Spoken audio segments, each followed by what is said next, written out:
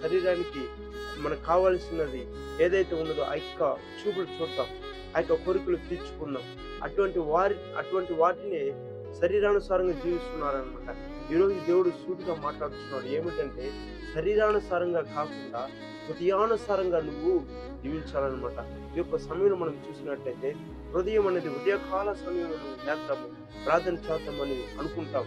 ఎప్పుడైతే నువ్వు శరీరానుసారంగా నువ్వు ఆ యొక్క నిద్రను నిద్రపోతూ ఉంటున్నాను, హృదయమేమో ప్రార్థన చేద్దాం, ఉదయంనే లేచి మొదటి లేచి ప్రార్థన చేద్దాం అనుకుంటున్నాం. కానీ అదే విధంగా శరీరం ఏమనుకుంటుంటే మళ్ళీ లేద్దాం. అదే శరీరానికి హృదయానికి ఉన్నటువంటి తేడా దేవుడు చూపిస్తున్నాడు అనమాట.